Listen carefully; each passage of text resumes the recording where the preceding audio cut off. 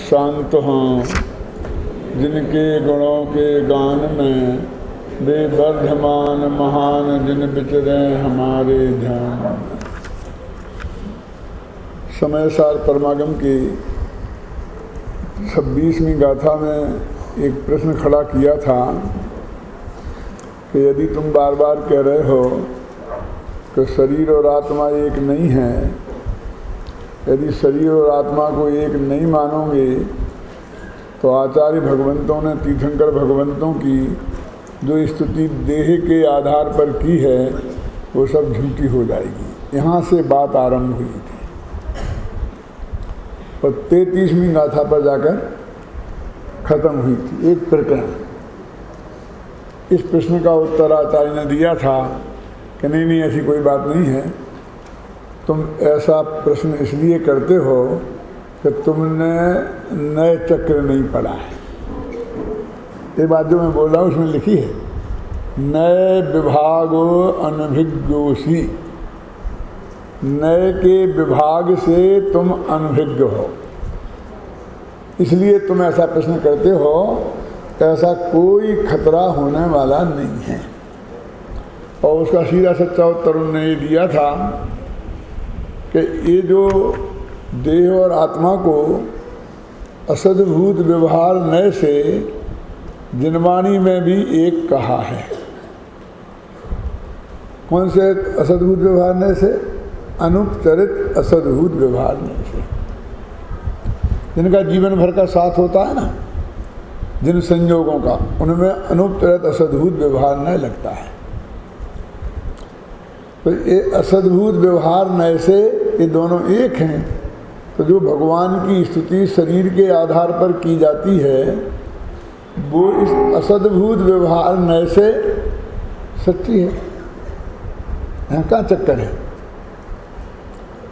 अब ज़रा मेरा एक प्रश्न आप लोगों से थोड़ा सोचना, यदि हम उनकी समोसरण विभूति से उनकी महिमा गाएं और उनकी दिव्य ध्वनि से उनकी महिमा गाएं तो वो कौन से नए से भगवान की स्तुति होगी? सोच, मन में सोच लो। विद्यार्थियों को तो इसका उत्तर होना ही चाहिए, क्योंकि मैं देख रहा हूँ 8-10 दिन से इसकी घोटाई हर एक में हो रही है। बड़े दादा भी कर रहे हैं, शांति जी भी कर रहे हैं, जो यहाँ पे मैं सुनता रहता हूँ ना कि 4 प्रकार के निश्चय और 4 प्रकार के व्यवहार नयों की, और संजीव जी तो पढ़ाते ही हैं।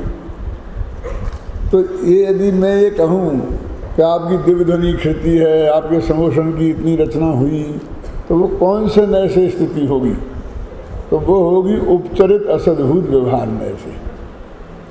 क्योंकि जो हमारे शरीर से भिन्न दूर के पदार्थ हैं, जिन्हें शास्त्रीय भाषा में अश्लिष्ट संबंध कहते हैं, जिनका जीवन से लेकर मरण तक का अपना साथ नहीं है, तो बीच में ही आते हैं और बीच में ही छूट जाते हैं, तो उनके आधार पर जो स्थिति की जाएगी वो होगी उपचरित असद्भूत व्यवहार नए की। और जो शरीर 2 गोरे 2 सांवरे 2 हरियल 2 लाल, यही शांत राग रुचि भी परमाणु भिष्टम निर्मा पता, ये जो सारी स्थितियाँ हैं ये अनुपचरित असद्भुत व्यवहार नए से हैं। वो बहुत है। तो कहते ये इस व्यवहार नए से हैं। अब निश्चय नए से जो स्थिति है भगवान की वो हमने 31, 32 और 33वीं गाथा में बताई है, और वो वास्तविक स्थिति है। ये जो व्यवहार नए की स्थिति है इससे कोई कमाल होने वाला नहीं है। शास्त्रों में तो ऐसा लिखा है कि भक्ति से मुक्ति की प्राप्ति होती है। छत्र चूड़ामणि में आया है ना, गुरु भक्ति है ना, सती मुक्तिर क्षुद्रम किंबा न साधे। तो गुरु की भक्ति जब मुक्ति को प्राप्त करा देती है तो क्षुद्र कामों को कैसे सिद्ध नहीं करेगी। और भी कई जगह बहुत आई है। तो वो कहते हैं कि उस जो भक्ति की बात है वो निश्चय भक्ति की बात है, और वो हमने 31 और 32वीं गाथा में बहुत व्यवहार से बताई। ये जो कलश का पाठ अभी आपने किया, अपन को अभी 27वां कलश शुरू करना है। वो प्रकरण पूरा समाप्त हो गया और 2 कलश रह गए थे उसके बाद के, उनकी चर्चा अभी करनी है। कि आपने एक पंक्ति पढ़ी, देखो आपके पास किताब है ना,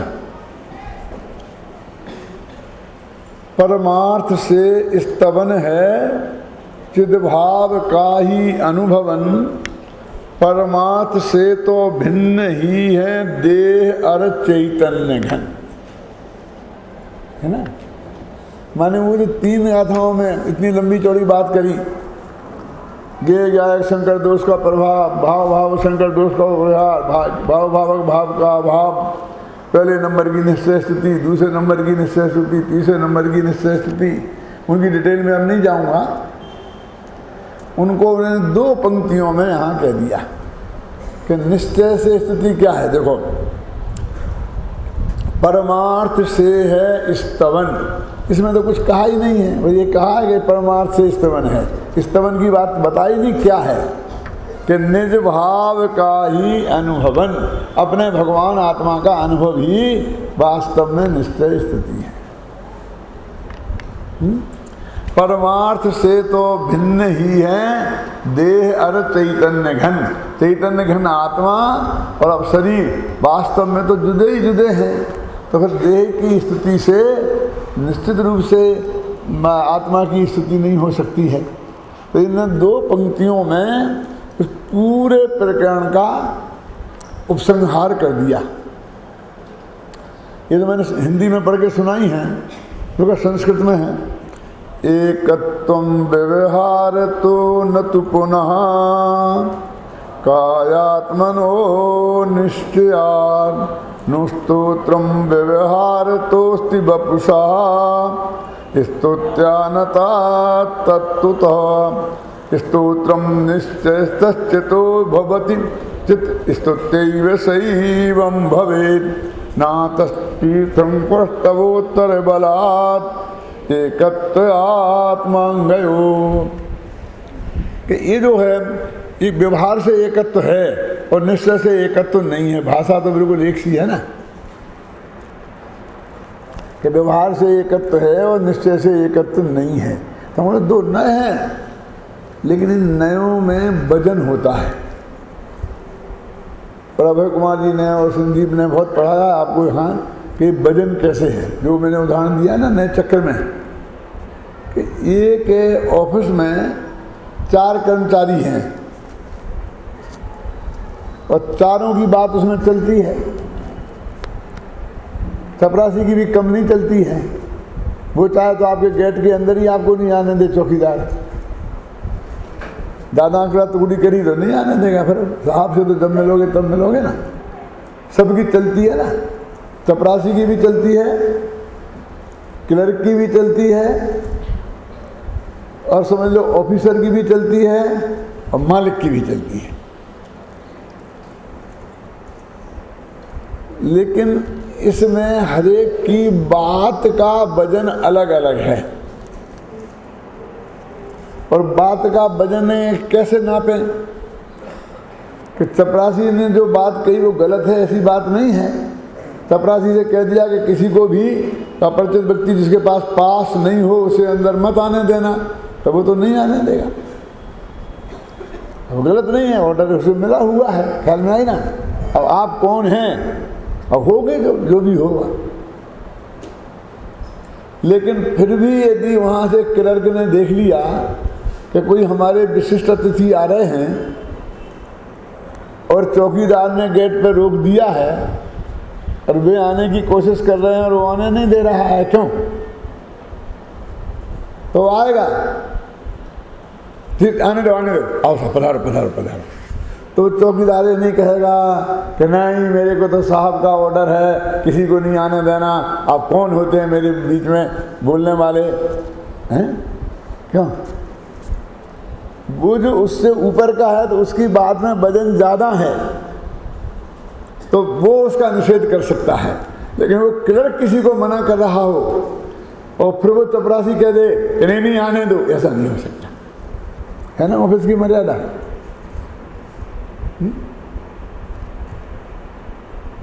अब क्लर्क से कहा था हमारे को ये काम है, हमें समझ लीजिए कि हमको शादी करना है और जो टोडरमल स्मारक भवन हमको चाहिए इतनी इतनी तारीख तक के लिए, क्यों साहब? तो साहब हमारे यहाँ किसी को देते ही नहीं है।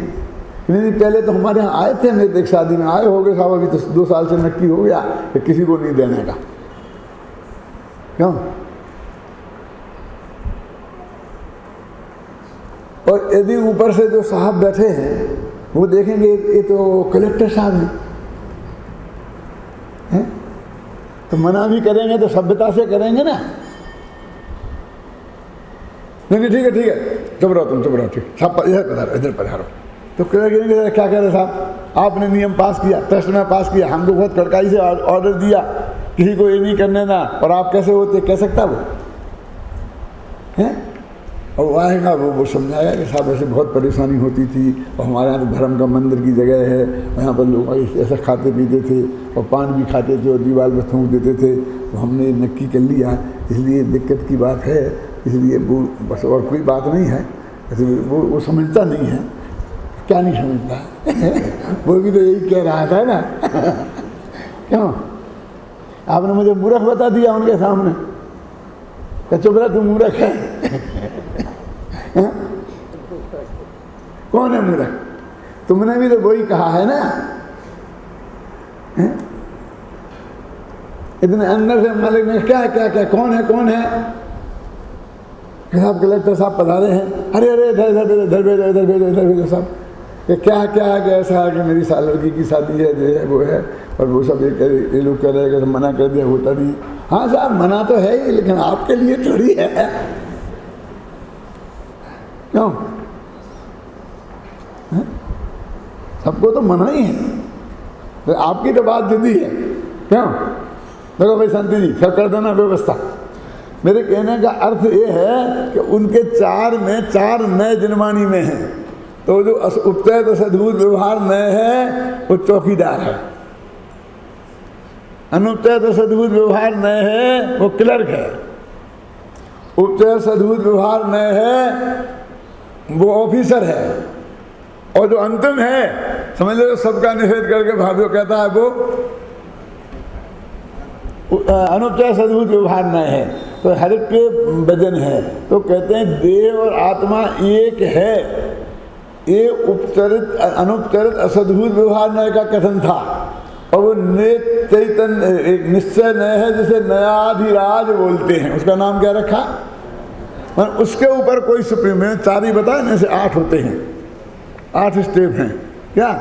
और जो 7 नयों की बात का निषेध कर सकता है, लेकिन उसका निषेध कोई नहीं करता,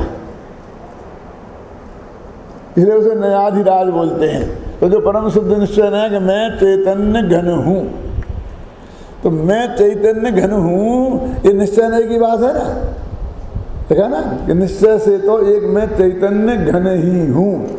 तो हमने तो सुना कि सब नयों का निषेध हो जाता है, न उदेति नयश्री अस्तमेति प्रमाणम, और तुमने तो एक नए को खड़ा रखा, इसका भी निषेध करो, कोई और एक ऑफिसर लाओ तो उसका क्या होगा? क्यों? तो उन्होंने कहा कि ये नयाधिराज जो है ये दूसरों का निषेध करके खुद निषिद्ध हो जाता है, ये है उसका अगला स्टेप, क्योंकि तो निषेध करने के लिए ही आया था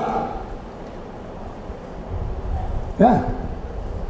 वो नयाधिराज कि मैं तो एक चैतन्य घन हूँ, ऐसा जो उसने कहा था, और कुछ नहीं हूँ, देह में नहीं हूँ, राग में नहीं हूँ, मैं तो चैतन्य घन हूँ, ज्ञानानंद स्वभावी हूँ। एक कहने वाला नए एक कहना बंद करके वो चैतन्य घन में समा जाता है, वो खुले ही निषिद्ध हो गया ना। वो कहने रूप को भी वो नए कहते हैं, और फिर उसका विकल्प समाप्त होकर अंदर में चला जाता, उसको भी वही नए है, वो दोनों एक ही है। उसके 2 स्टेप है, समझ लेना अंदर अंदर, कि वो नयाधिराज उस अंतिम विकल्प का निषेध करके फिर स्वयं निर्विकल्प हो जाता है। सिद्धभाव का ही अनुभवन, ऊपर का मैं हूं चैतन्य घन, ये तो कह रहा है। और वो कहते चिद्भाव का ही अनुभवन, वो चैतन्य भाव का जो अनुभव कर रहा है, तो वो जो ज्ञान की पर्याय है, जो चैतन्य का अनुभव कर रही है, वो परम शुद्ध न्यायाधिराज है। फिर उसे ऐसे कहने की जरूरत नहीं है कि मैं क्या हूँ। तो वो कहते तुम इस नए के विभाग को नहीं जानते हो, नए के विभाग को नहीं जानोगे तो 26वीं गाथा से लेकर 33वीं गाथा की बात तुम्हारी समझ में नहीं आएगी। इसके लिए तुम्हें नए चक्र पढ़ना पड़ेगा, कम से कम निश्चय व्यवहार वाला प्रकरण तो पढ़ना ही पड़ेगा, और वो भी अध्यात्म के नए। वैसे सिद्धांत के भी निश्चय व्यवहार होते हैं, वो अलग भेद हैं उनके, और वो बहुत उसमें डिटेल है। हाँ, तो इनने कहते हैं देखो एकत्वम व्यवहार तो कायात्मनो, काया और आत्मा का एकत्व व्यवहार से है, न तो निश्चयात, निश्चय से नहीं। अब क्या किया उनने, तो 4 भेद व्यवहार के थे और 4 भेद निश्चय के थे, तो उन्होंने भेदों का लोप करके और 2 ही नए खड़े रखे, एक निश्चय और एक व्यवहार। तो उन्होंने सीधा कह दिया व्यवहार से है, निश्चय से नहीं है। वो अंदर की डिटेल वो उन्होंने समाप्त कर दी, कर सकते हैं। इसलिए व्यवहार जो के शरीर के आधार पर जो स्तुति की, वो व्यवहार से है और निश्चय से नहीं। देखो पीछे जो कलश आए हैं, उन कलशों में एक बात बताई कि एक नगर का वर्णन किया कि जिसकी खाई इतनी गहरी है जैसे उसने पाताल को पी लिया हो, है ना कलश। और कोट इतने ऊंचे हैं कि जैसे उनने आकाश को निगल लिया हो। अब आकाश को निगल लेता होगा कोई कोट, पाताल को पी लिया। मैंने बहुत गहरी खाई है और बहुत ऊंचे कोट हैं, समझ में ना। और जो सारा नगर है उससे बगीचों ने उसे हड़प लिया है, ऐसी भाषा का प्रयोग है। माने सारे नगर में इतने बगीचे बगीचे पार्क पार्क हैं, वो नगर कितना बढ़िया होगा। फिर नगर का वर्णन दिया। देखो देखो इसमें है कलश है, आप पीछे निकालो, बहुत अच्छा कलश है। कौन सा है? हाँ, प्राकार से कबलित किया है। पेज नंबर बताओ तो सुविधा रहेगी में।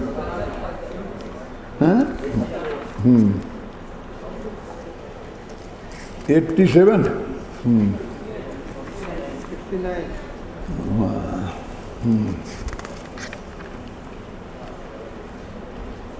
69 में कहा है ये, अलग अलग हो गया होगा। हाँ,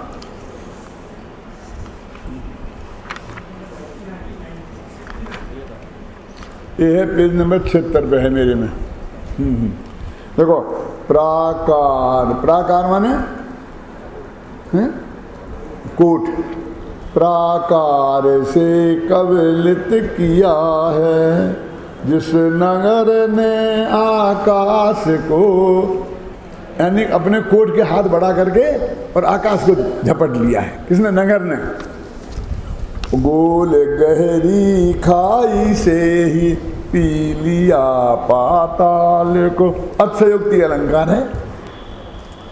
सब भूमि तल को ग्रस लिया उपवनों के सौंदर्य से, अद्भुत अनुपम अलग ही है वह नगर संसार से। एक नगर की प्रशंसा की। अब आगे क्या कहते हैं कि नगर की प्रशंसा करने से राजा की प्रशंसा थोड़ी हो जाएगी कि नगर अच्छा है तो राजा अच्छा होगा, राजा नालायक भी हो सकता है।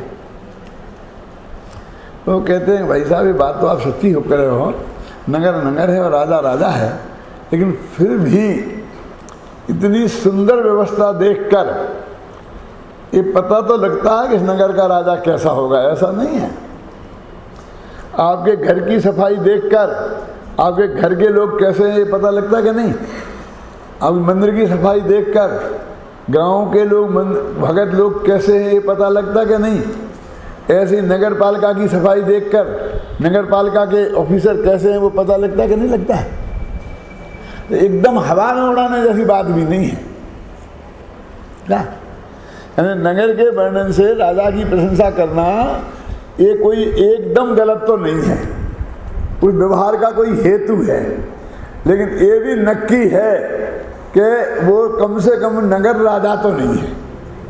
नगर सुंदर है, इसकी वजह से कोई समझा कि राजा भी सुंदर होगा और कोई कन्या उसके गले में बरमाला डालने लग जाए तो सही नहीं होगा। हो सकता है वो काला कलूटा 75 वर्ष का, दांत निकले हों, अन्ने हों, बदल गए हों, ऐसा भी हो सकता है कि नहीं हो सकता है?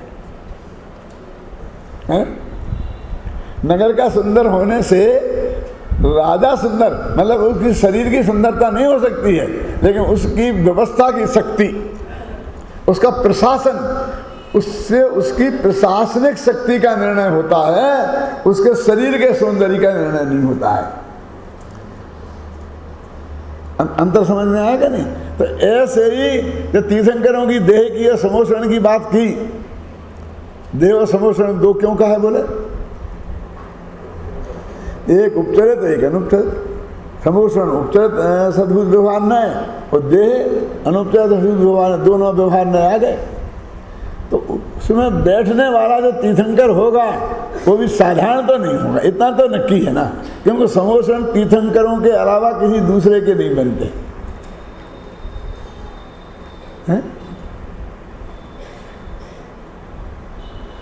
तो एकदम हवा में उड़ा देने लायक बात भी नहीं है, लेकिन यदि गहराई में जाएंगे तो भले ही उसका तीर्थंकर का पुण्य निमित्त होगा, लेकिन बनाया तो वो इंद्र ने, इंद्र की आज्ञा से जो भी कहते हैं। और वो क्या है उसने बनाया है, क्या है, मैं ज़्यादा चक्कर में अभी नहीं पढ़ना चाहता हूँ। हैं कुबेर कहाँ से आ गया, कौन से कुबेर आ गए, कहाँ से दे के बना दिया उसने, जो कुछ भी हुआ। अभी देवगति का पढ़ना तुम भूगोल फिर देखेंगे कभी, है ना। लेकिन अभी तो इतनी सी बात है कि वो जो समोषण की रचना है, यदि बारीकी में जाएंगे तो हम कहेंगे भगवान तो उससे 4 अंगुल ऊपर अंतरिक्ष विराजमान हैं, उन्हें तो उससे कोई लेना ही देना नहीं है। यदि है उनका तो फिर इतना बड़ा परिग्रह उनका है, तो हमारे 2 कमरे का मकान काहे को छुड़ाते हो? भगवान इतना बड़ा समोषण रख सकते हैं ना, तो हम क्यों नहीं रख सकते हैं? अरे भैया मेरे 4 अंगुल ऊपर बैठे, तो हम भी यही कहते कि नहीं उनका कुछ नहीं है। तो कहते ये नए विभाग है, ये आपको समझना पड़ेगा। तो भाई ये बात जो इसमें कही है, एक उसका समापन कर रहे हैं। वो कौन सी एक प्रकरण का कि निश्चय और व्यवहार से, तो वो कहते हैं कि निश्चय से नहीं है और व्यवहार से है। तब वो एक कलश और है इसी के साथ में, इति परिचित तत्त्वई रात में कायिकतायाम नए विभजन युक्त्या अत्यंत मुच्छादितायाम अवतरति न बोधो बोधमेवाद्य कस्य स्वरस भर सकृष्टा प्रस्फुटन्नैक एव। इस कलश में वो मालूम क्या कह रहे हैं कि भैया अब बहुत समझा दिया, अब इतना समझाने से जिसकी समझ में नहीं आएगा हम उसके हाथ जोड़ते हैं। लिखा ना कि नीचे अब तरती न बोधो बोध में वास्य कस्य। इतना समझाने के बाद भी किसी की समझ में नहीं आएगा, हम ऐसा मानने को तैयार नहीं हैं। क्या नहीं आएगा समझ में?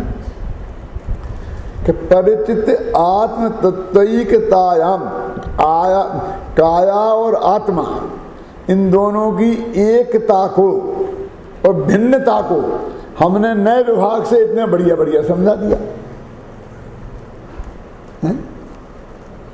फिर भी समझ में नहीं आया तो क्या? ऐसे लोग होते हैं इस जगत में। क्या किसी ने हमसे पूछा कि ये कौन है आप? हमारे भाई हैं। ऐसा भाई हैं? आपके भाई साहब को तो हम जानते हैं, ये कैसे भाई आए आपके? अरे भाई कह रहे ना भाई हैं, सुब्रव शांति से। कहने क्या हम बताओ कैसे हैं? कि जी हमारे मामा के लड़के हैं। मामा के लड़के भाई होते हैं? आप हम झूठ बोलते हैं। ये कहते हैं अरे भाई बता दिया है मामा के लड़के हैं, अब नहीं होते होंगे तो नहीं होते होंगे, होते होंगे तो होते होंगे। लेकिन हमने तो इन्हें भाई बोला तुमको, कोई हमने कोई झूठ देकर तुम्हें झूठ बोलकर तुम्हें ठगने की कोशिश नहीं की है। नहीं ऐसा कैसा कहना अच्छा नहीं है, ये नहीं है, ये नहीं है, वो नहीं है, वो नहीं है। क्यों? तो ऐसे ऐसे जिद्दी लोग होते हैं कि नहीं होते हैं? तो ऐसे कहते हमने बता दिया कि ये जो बात है शास्त्र में उभारने से है और ये बात निश्चय से है, तो समझदार तो कहते एक सेकंड में शांत हो जाएगा कि भाई हमारी समझ में आ गया। वो कहते हैं कि नए विभिजन युक्त्या, नए के विभाग की युक्ति से कायी आत्मना, काया और आत्मा का हमने एकता और विभाग दोनों एक हैं और दोनों जुदे जुदे हैं, ये हमने बहुत साफ शब्दों में तुम्हें बता दिया। अब हमने पेट खोल के रख दिया सब तुम्हारा, अब तुम फिर गला पकड़ते हो। जब एक है ही नहीं, कहने नहीं चाहिए तो व्यवहार ने कहा व्यवहार ने तो हमको शरीर को एकत्व बुद्धि कराए, हम संसार में ढकेले हैं। ऐसे लोग जगत में होंगे, कोई मूर्ख नहीं, कई बड़े बड़े बड़े बुद्धिमान भी ऐसे होते हैं। नाम के नाम एक आध का संजीव की समझ में आ गया, अभय जी की समझ में आ गया कि कौन है वो नाम। सुनना है छाबड़ा जी? नहीं सुन सकते तुम? तुम्हारे पांडे राजमल जी कलश टीकाकार सब है ना, भगत तुम उनके बहुत।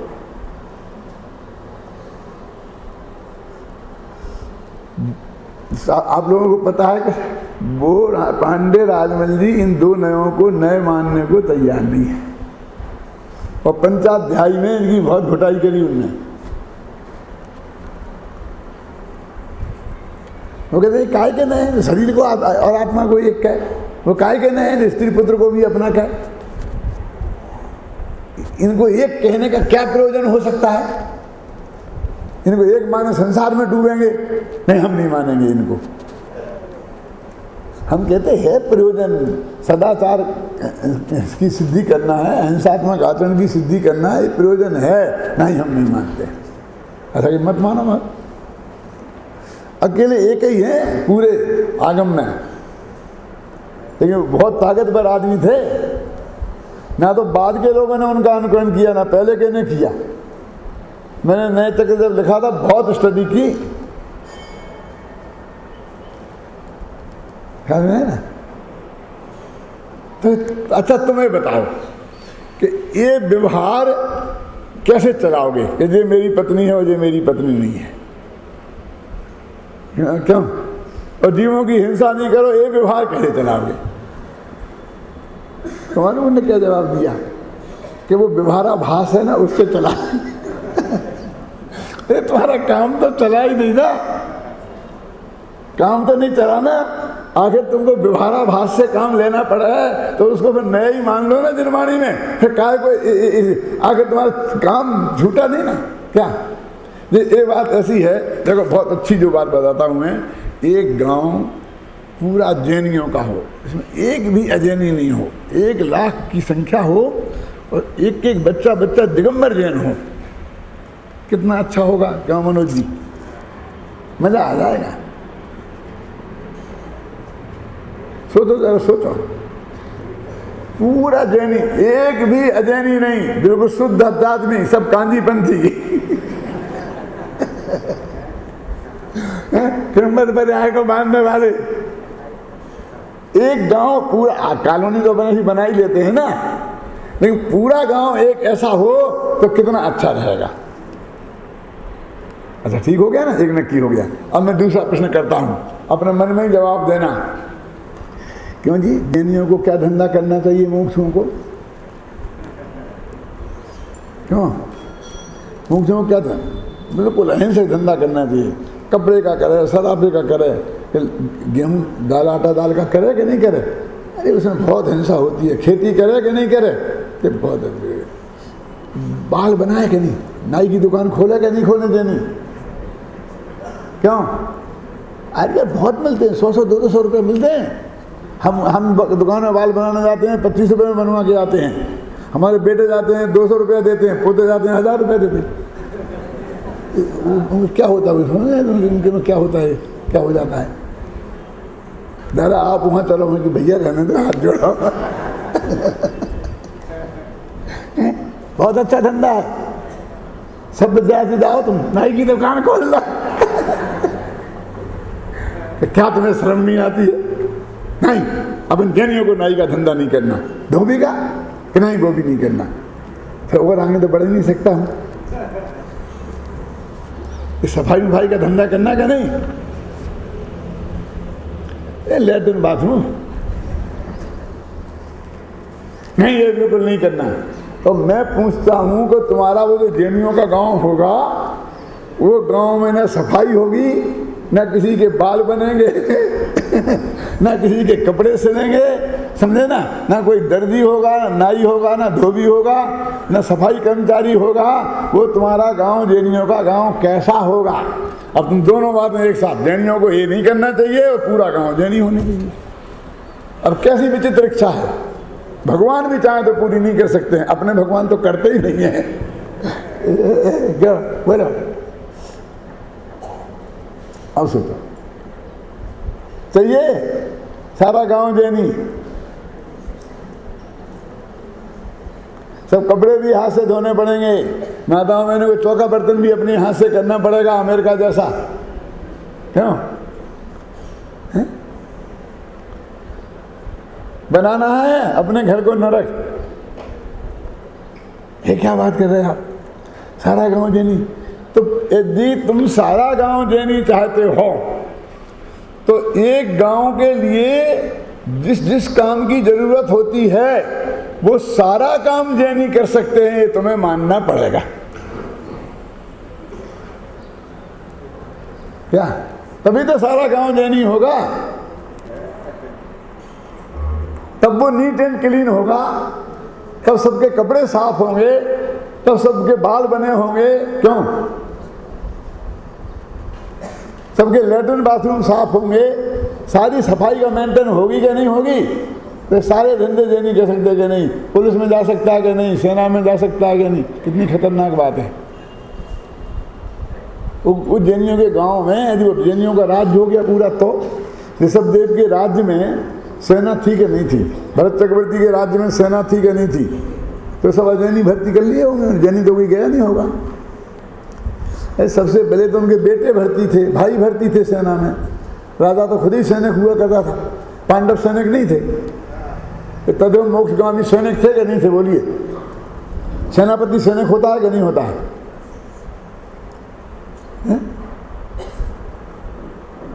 अब ये गले नहीं उतरेगी, तुम सारे देश में चले जाओ कि जैनी हर काम कर सकता है, ये किसी के गले नहीं उतार सकते, पिट के आओगे, ये नहीं कह सकते कहीं। और फिर सारा गाँव जैनी चाहिए। आप फिर राजमल जी जैसे कोई यहाँ मिलेंगे हमारे छाबड़ा जी के तो क्या कहेंगे कि हम दूसरे गांव से धोबी दाइयों को बुलवा लेंगे।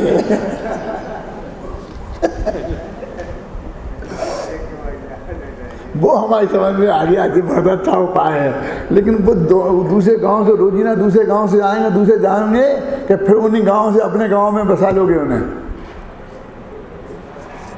मतलब समझे ना क्या? जो भी जितने भी होंगे समझ लेना, सफाई कर्मचारी, नाई, धोबी, सब कि वे दूसरे गांव से आएंगे आपके गांव में और फिर वो वहीं रखा हुए बाहर वापस भेज दोगे, वापस भेज दोगे तो फिर रोजीना बहुत परेशानी हो जाएगी। ये सब चीज़ हमें तो 24 घंटे का घर में नौकर चाहिए। वो लैट्रिन बाथरूम साफ कराने के लिए दूसरे गांव से बुलवाना पड़ेगा रोजीना, वो दूसरे गांव से आएगा, कैसा होगा सोचो। हैं कि उसी गांव में बसा लोगे तो पूरा गांव जैनियों का नहीं रहेगा, तो कुछ अजैनी हो जाएंगे कि नहीं हो जाएंगे? तो ऐसे राजमल जी ने किया। घबराना नहीं, मैं राजमल जी का कोई ज़्यादा विरोधी नहीं हूँ। पूरा एक चैप्टर मैंने राजमल जी के द्वारा निरूपित नए नाम से पूरा चैप्टर रखा है। उस नए चक्र में उन्हें पूरा, अपना नए चक्र में पूरा स्थान दिया है और ये सब बातें मैंने उसमें लिखी हैं, इतनी चटपटी भाषा में नहीं, लेकिन वो विशुद्ध भाषा में ये मैंने उसमें सब लिखा है। लेकिन पढ़ता कौन है?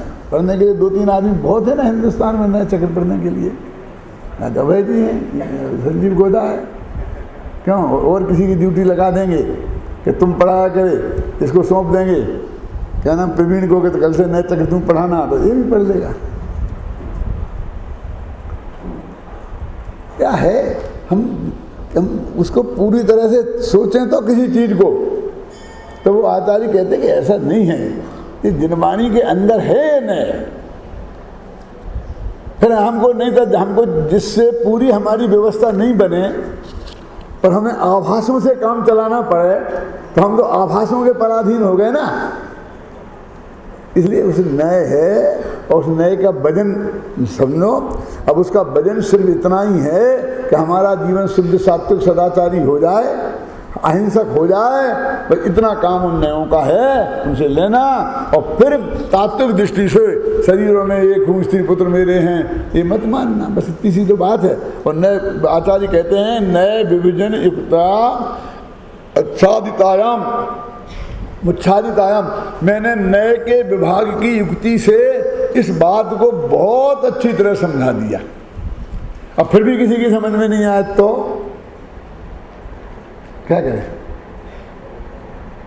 फिर भी कहता है फिर दोंदा, तो हमारे यहाँ कहावत है बुंदेलखंड में कि दोंदा बड़ों के लावर, सुना कभी आपने? बुंदेलखंडी लोग समझ गए होंगे। दोंदा बड़ों के लावर, दोंदा बड़ों के लावर क्या होता है जानते हैं आप?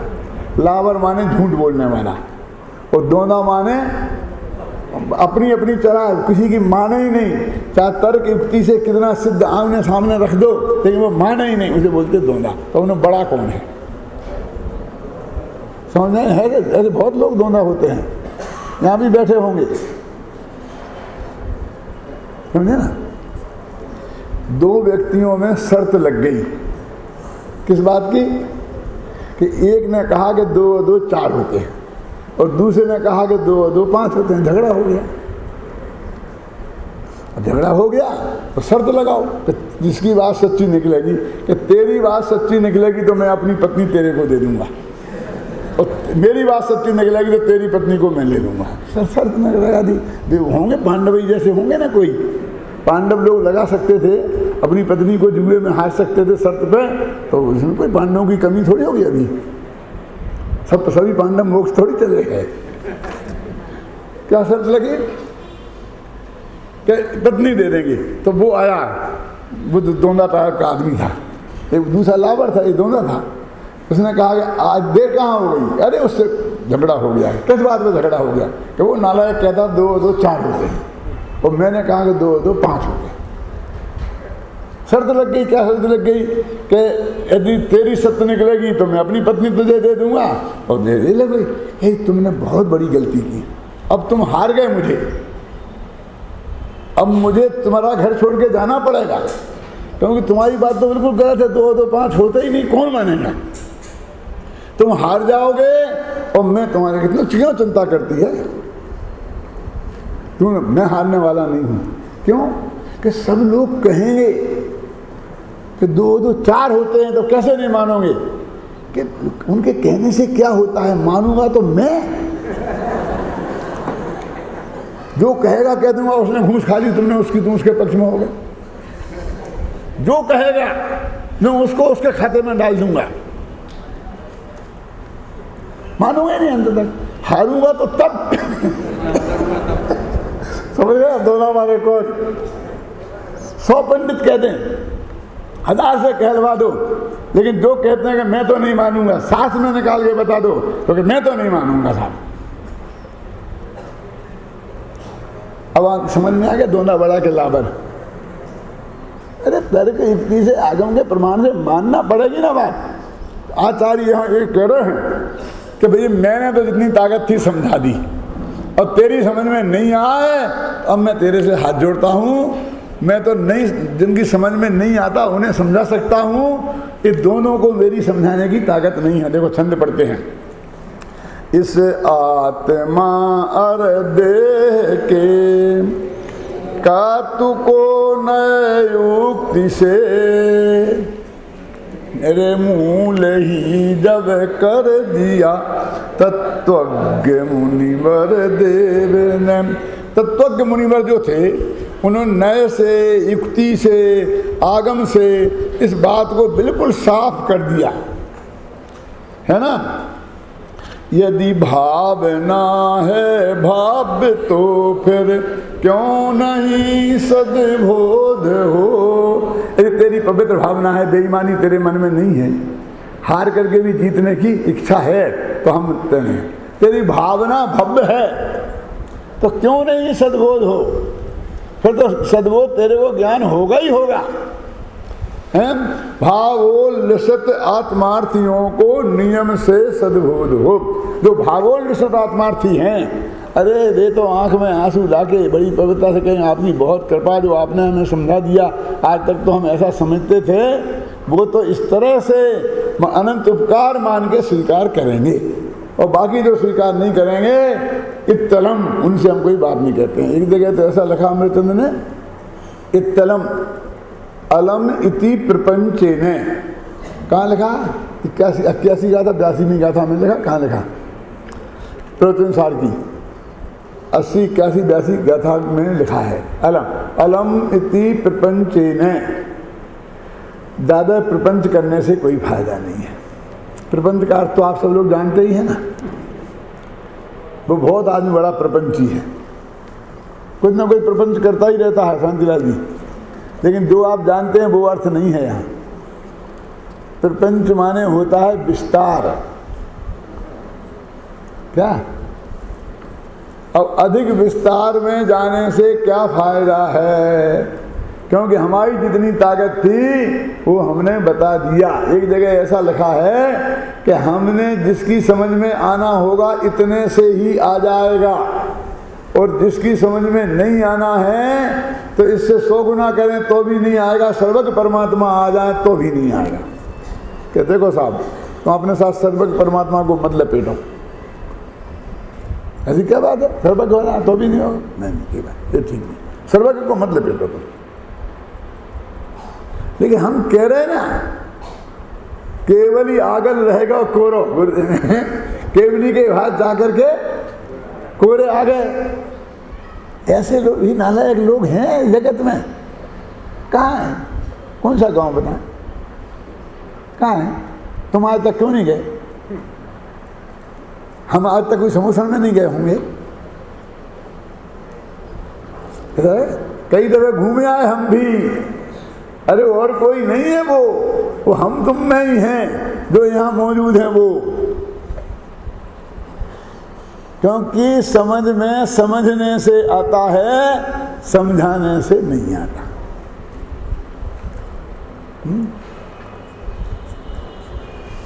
देखो, इति परिचित तत्वई आत्मरेकाकितायाम, इति परिचित तत्वई, जो तत्वों से भली भांति परिचित हैं ऐसे आचार्य, उनने काय आत्म एकताया, काया और आत्मा की एकता के मामले में नए विभजन इत्या, नए का विभाग करके अत्यंत उच्छादितायाम, बहुत अच्छी तरह समझा दिया। अब तरतिन बोधो बोध में वास्य कस्य, यह प्रश्नवाचक है कि इतने पर भी किसी की समझ में नहीं आएगा तो प्राण निकाल के रख दें। अब तरतिन बोधो बोध में वास्य कस्य स्वरस रवस कृष्टा प्रस्फुटन नैक एव। अरे जिन्हें अपने भगवान आत्मा का रस है उनको तो गारंटी से आ ही जाने वाला है, इससे अधिक की आवश्यकता नहीं है। इस तरह उन्होंने एक प्रकरण जो शुरू किया था, कौन सी गाथा से? 26वीं गाथा से, जहाँ शिष्य ने ये कहा था कि तुम देह को आत्मा को एक मान लो, नहीं मानोगे तो ये चक्कर खड़ा हो जाएगा। वहाँ से लेकर 33वीं गाथा तक इस बात को किया। देखो, अब 1-2 पद हो गए। अब इसके आज देखो अपनी किताब में संस्कृत में, इसके बाद उन्होंने पाव लाइन की गद्य लिखा है। क्या लिखा? इति अप्रतिबुद्धो उक्ति निराशा है। इस प्रकार अप्रतिबुद्ध ने, माने अज्ञानी ने, मूर्ख ने, ना समझने जो युक्ति रखी थी उसका निराकरण हमने कर दिया, खत्म। तो फुल स्टॉप करते एक प्रकरण का। अब शिष्य का प्रश्न है, ये जो अगली प्रकरण शुरू होता है ना, उसमें की उत्थानिका ये 4 लाइन की है। इतनी बड़ी उत्थानिका बहुत कम है, एक आध जगह ही है, एक आध जगह और मिल जाएगी। लेकिन इतनी लंबी आधी लेन की ये इतनी उत्थान का होती है। हेडिंग ऐसा ही होता है, अपन बनाते ना किसी का हेडिंग तो ऐसे ही बनाते हैं। जब 4 लेन का तो हेडिंग ही हो जाए तो उत्तर कितने का होगा फिर? ये 4 लेन का हेडिंग है। क्या हेडिंग देखो, एवं अयम अनादि मोह संतान निरूपित आत्म शरीरैकत्व संस्कार तया अत्यंत अप्रतिबुद्धो भी, वही बात कह रहे द्वारा कि ये अनादि की मोह की संस्कार से कोई जीव जो अत्यंत अप्रतिबुद्ध हो रहा था, तो पूरा प्रकरण में उन्होंने ये बात कही है। अब उसकी समझ में हमने समझाया तो अच्छी तरह आ गया, इतना सा कहना चाहते हैं इसमें, और कुछ नहीं। अब वो कहते हैं हम तो ये मान लेते हैं कि तुम्हारी समझ में आ गया, क्योंकि हमें आगे तो बढ़ना है ना। अब कब तक समझा? तुम लोग नहीं नहीं तो हम क्या करेंगे? हम तो मान लेते हैं कि सबकी समझ में आ गया। ये तब मानो शिष्य ये पूछता है कि तुमने कह दिया कि देह और आत्मा एक नहीं है और ये पर है और मैं स्व हूँ, तो ये बताओ कि इस पर का त्याग कैसे होता है? और आचार्य महाराज जरा हम कम समझदार हैं, दृष्टांत से बताना। ये लिखा है इसमें, देखो, अथ ज्ञातुम प्रत्यख्याने को दृष्टांता इत्यर्था है। क्या इस ज्ञाता को समझाने के लिए क्या दृष्टांत है? कौन से दृष्टांत से बात समझाएं?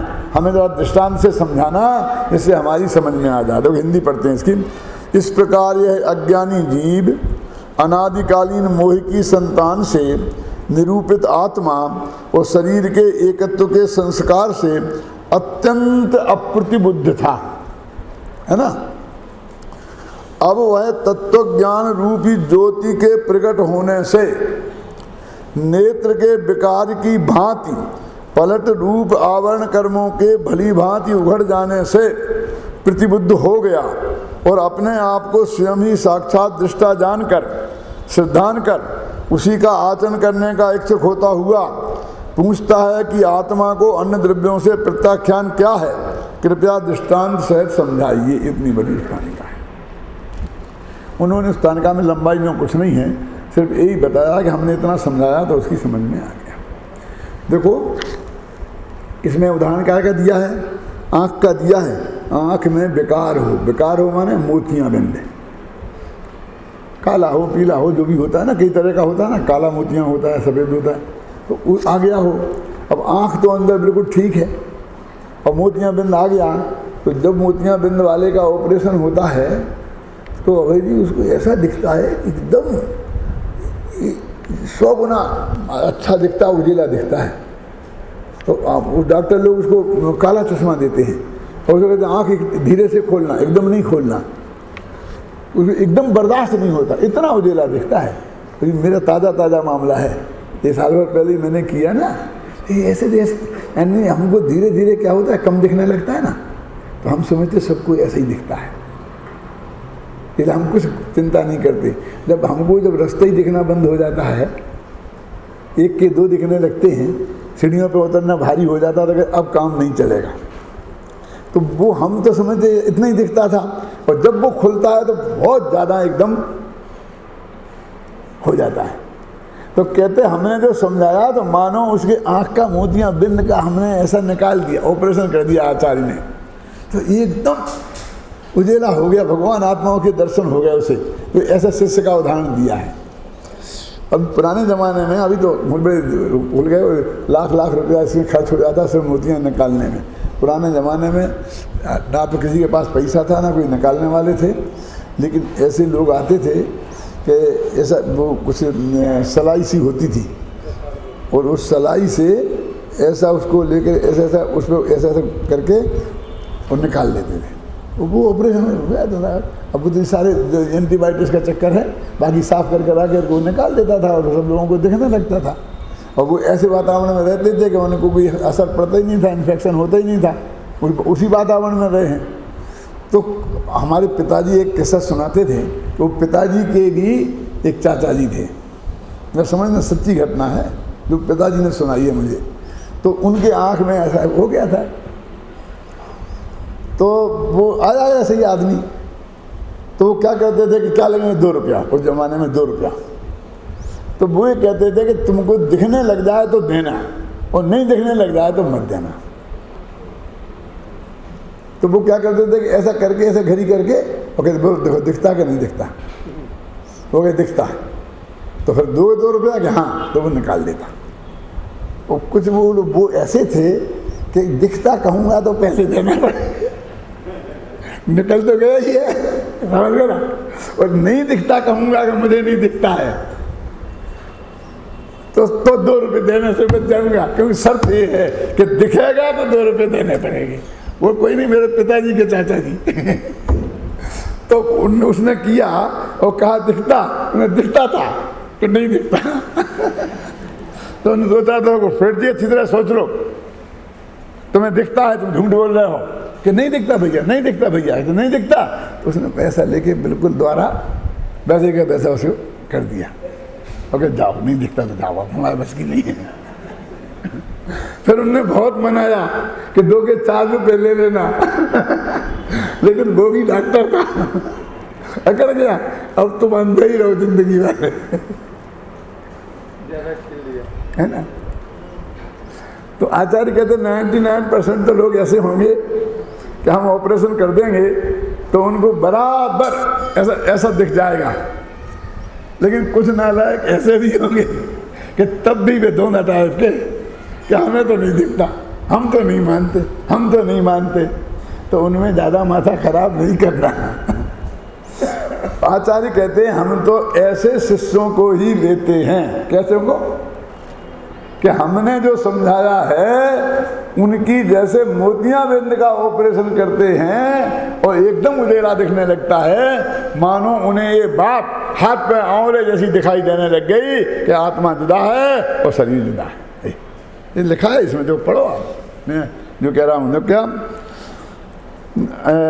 इस प्रकार यह अज्ञानी जीव अनादिकालीन मोह की संतान से निरूपित आत्मा और शरीर के एकत्व के संसार से अत्यंत अप्रतिबुद्ध था, अज्ञानी था, एकत्व दोनों का।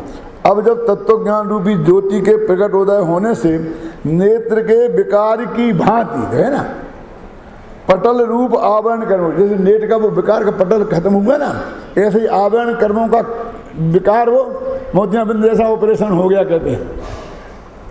भली भांति उघड़ जाने से प्रतिबुद्ध हो गया और अपने आप को स्वयं ही साक्षात दृष्टा जानकर, मानकर, श्रद्धान कर उसी का आचरण करने का इच्छित होता हुआ अब पूछता है कि महाराज आगे की बात बताओ क्या। तो उसके लिए ये बोलते हैं कि प्रत्याख्यान क्या है। प्रत्याख्यान क्या है माने अब चारित्र क्या है, त्याग क्या है। प्रत्याख्यान माने चारित्र भी होता है ना, पर अपना वो कहना प्रतिक्रमण, प्रत्याख्यान, आलोचना भी होती है। तो प्रत्याख्यान माने त्याग भी होता है। और इसमें तो ये भी लिखा है ज्ञान प्रत्याख्यान है, वो सब बताएंगे आगे कि प्रत्याख्यान क्या है। अब हमको ये बताओ कि अब ये देह से एकत्व का जो मोह था, अब हम ये छोड़े कैसे। स्त्री पुत्र मकान को एकत्व का मोह छोड़े कैसे, क्या मतलब, अब क्या रह गया, तुमने जान लिया तो छूट गया ना। तो वो कहता है कि अभी तो घर में ही है, ये जानने के बाद में घड़ी देख देगा, अब समय हो गया, घर जाना है, पत्नी इंतजार कर रही होगी, तो अभी कहाँ छूटे। तुम कहते छूट गए, अभी है ना ये। तो वो कहता है कि जिसको मैंने जुदा जाना है वो मेरे से जुदा होना चाहिए, मैंने छूट जाना चाहिए मेरे से। मैंने अभी तुमको पत्नी का तो छूट भी जाएगी बेचारी, लेकिन देह का क्या होगा। मैंने तुम ऐसे जानोगे कि देह में नहीं हूं तो उसी वक्त देह छूट जाएगी क्या। और छूट जाती हो तो हमें नहीं जानना, मरना थोड़ी है